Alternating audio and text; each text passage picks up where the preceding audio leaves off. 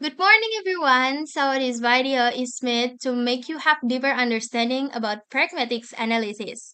But before we start, we will introduce ourselves. My name is Zelfa Herulaila Maulidina with the student number 056, and my partner is. My name is Iga Samarani and my student number is 044. So, before we start this pragmatics discussions, I have a question for you. Have you ever imagined studying a theory for what people saying implies other meaning indirect? And yeah, that's call it pragmatics. So let's break down what pragmatics definitions and all parts in it. So, pragmatics is a branch of linguistics that studies how context influences the interpretations of meaning in communications. Unlike other areas of linguistics that look at the literal meaning of words, pragmatics focuses on what the speaker implies and how the listener reacts to what the speaker said based on the context. For first, we will talk about speech act theory. So, speech act theory is a branch of pragmatics that explain how speakers use language, not just to say things, but to do things. According to Austin's, speech act has three layers. For the first is locutionary acts.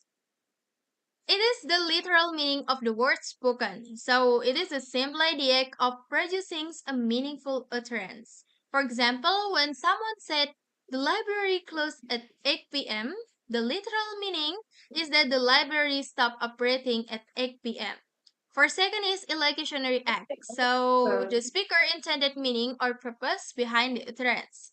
For example, when someone said the library closed at 8 p.m., the possible intentions behind that utterance are the speaker might want to remind to others about the closing time, or maybe the speaker suggesting that the others should leave soon.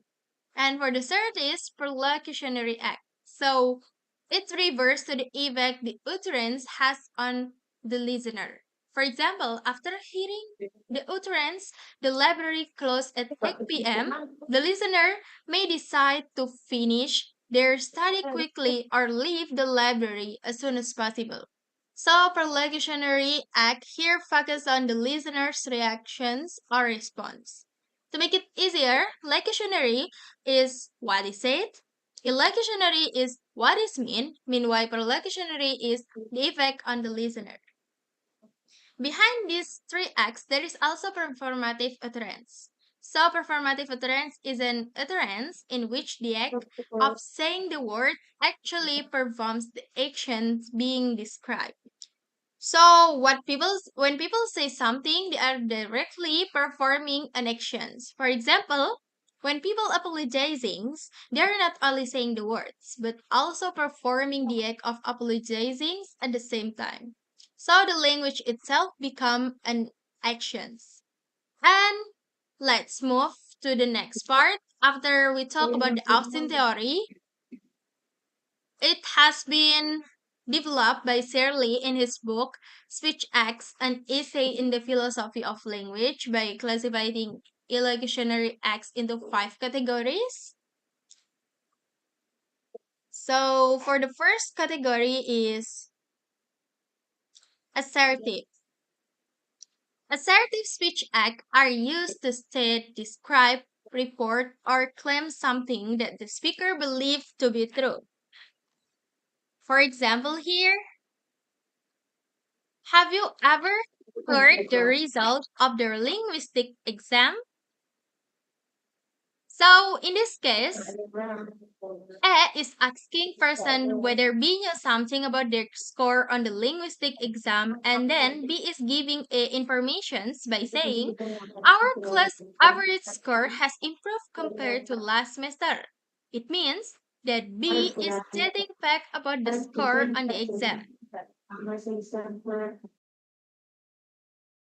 Okay, down to the second, directive. So, directive speech acts are used when the speaker wants the listener to do something. So, the speaker tries to get the listeners to do something that the speaker wants by demanding, requesting, or advising. For example, here, please close the door, okay? And then the B answer, okay. So A is asking B to close the door. The purpose is to request B to do something.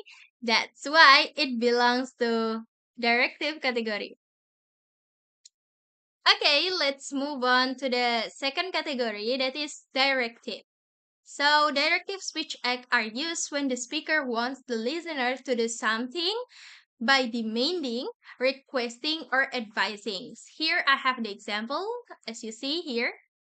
A said, please close the door, okay? And then the B answered, okay. A is asking B to close the door. The purpose is to request B to do something. That's why it belongs to directive category. Gone for the third category is commissive. Commissive speech acts show commitment from the speaker.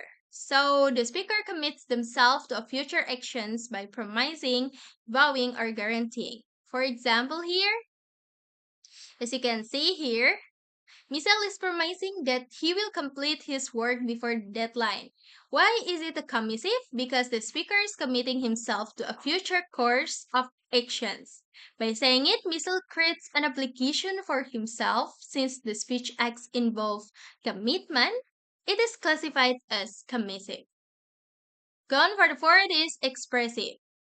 So, expressive speech acts means it expresses feeling or emotions of the speaker by thanking, apologizing, or congratulating. Here the example, as you can see, when Sophia said, thank you so much, I really appreciate it. It's included to expressive because Sophia is expressing gratitude. The purpose of expressive speech act is not provide information or request and actions. Instead, Sophia is expressing her emotional reactions toward John's kindness. That's why it belongs to expressive category. Gone for the last is declarative. So declarative speech acts have power to change reality or social status through language.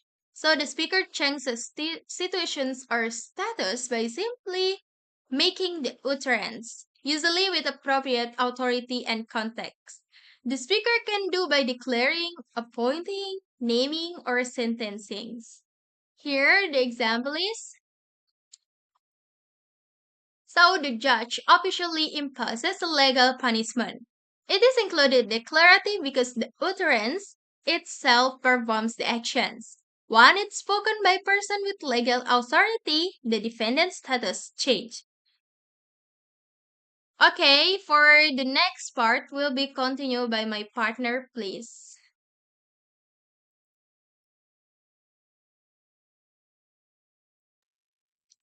So I will explain about Grice Maxim. Prince Maxim are unwritten rules of effective communication. It is proposed by philosopher H. Paul Greenes. According to him, communication works well because speakers and listeners cooperate with each other. This is called the cooperative principle. Therefore, the cooperative principle, which states that people generally cooperate in conversation to make themselves understood. To communicate effectively, people usually follow four conversational maxims. The first one is quantity. Quantity means giving the right amount of information, not too little, not too much. For example, the teacher said, did you finish the assignment? And then the student said, yes, I submitted this morning. The student gives exactly the right amount the teacher needs. The teacher, the assignment has been completed and submitted. And why does it follow the maximum of quantity? Because the response is neither too short or too detailed. And the second one is maxim. The second one is quality. Quality means being truthful and giving accurate information, where speakers should not lie or say things without evidence. As you can see in the examples, students B truthfully answer the question based on what actually happened. Why does it belong to the maxim of quality? Yes, according to Grice, speakers should not say something that they believe to be false. Student B provides information that they know it's true and can verify it from their own experience. And the third one is maxim of relation. Relation means being relevant. Our answers should match the topic being discussed. As you can see in the examples, this one is an example of violation to the maxim of relation. Why? Because the response has no connection to the question. It is clearly violates the maxim of relation because it is irrelevant.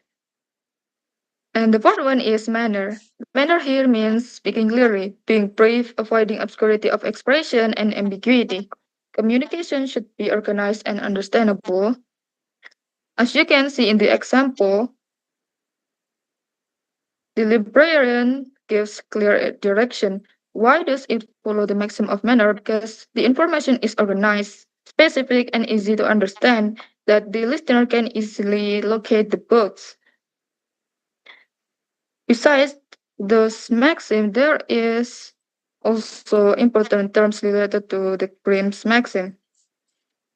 The first one is observe. Observe this means that the speaker follows the principle of conversation properly and cooperates in the conversation.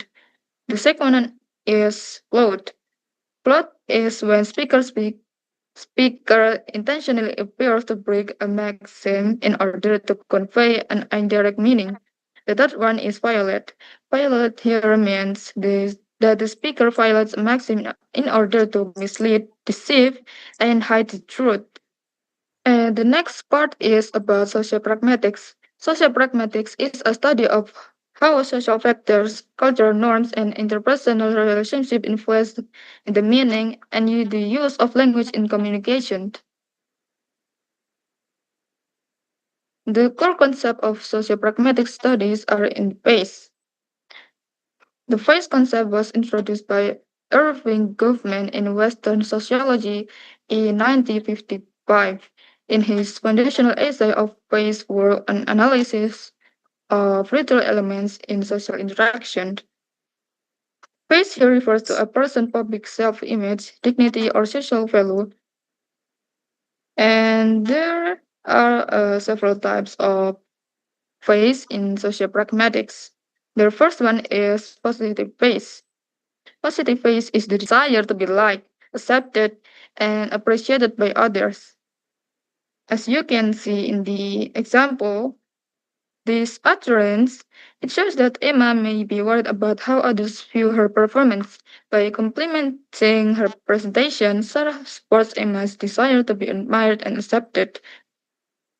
And the second one is negative phase. Negative phase is the desire to have freedom and avoid pressure or imposition. People want their independence respected. People do not want others to control the decision or interrupt their activities. For example, here as you can see, the speaker use could you possibly to minimize the imposition on the listener. Borrowing notes limits the listener's freedom to refuse. So the speaker uses polite language to respect the listener's negative phase.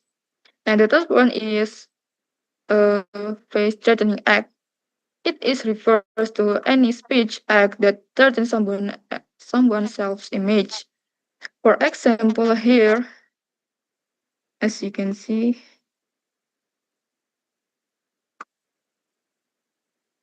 so this utterance can threaten people's positive face. Why? Because most people want their work to be appreciated. The criticism may make the student feel embarrassed or less valued. Therefore, the listener's positive face is threatened. And the next part will be explained by my partner here. Okay, thank you. So, as explained, because Iga explained before, because in some cases communication can threaten face, people use politeness strategies. And politeness strategies are communication techniques that speakers use to maintain harmonious social relationship, show respect, and avoid treating another person's face. The first concept was developed by Penelope Brown and Stephen Levinson in their influential theory of politeness. According to Brown and Levinson, people try to protect both their own face and the face of others during interactions. Politeness strategies are divided into four main strategies based on social distance and the weight of the request. For the first is built on record. Built on record is direct communication without politeness or clear communication with no effort to minimize the threat to another person's face. The speaker simply say what they want. For the example here, so the speaker gives direct command without using polite expressions such as please or indirect language. This priority is immediate actions rather than protecting the hearer feeling. Gone for the second is positive politeness. So the speaker attempts to satisfy the listener's positive face by focusing on building a connections, showing friendliness, and making the other person feel valued and included. For example, here,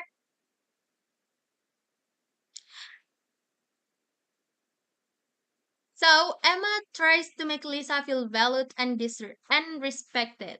By giving a compliment first, she reduces the possibility that the request will sound demanding. This strategy appeals to the hearer's desire to be liked and appreciated. For the third is negative politeness. So negative politeness is respect the listener's autonomy, space, and desire not to be imposed upon, or to put in simply.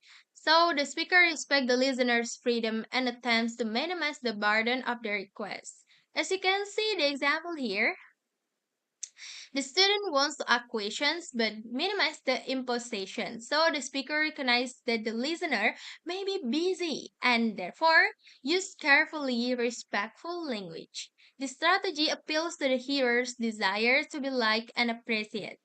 And for the last is off record. So it's a highly indirect communications that relies on hints and contact rather than a direct request, allowing the speaker to avoid commitment and the listener to easily decline or in short speaking indirectly and leaving room for interpretations. For example here, as you can see, when Tom say it's a little cold in here, he didn't directly told Jack to close the door. Instead, he hinted the problem and let Jack infer the intended meaning. So the request is indirect, making it easier for Tom to avoid sounding demanding. So, in conclusions, politeness strategies help people communicate while maintaining good relationship. Maybe that's all from us. And for last, we want to say that meaning is shaped by language, intentions, and social relations. To practice your understanding, just click the quiz in the description.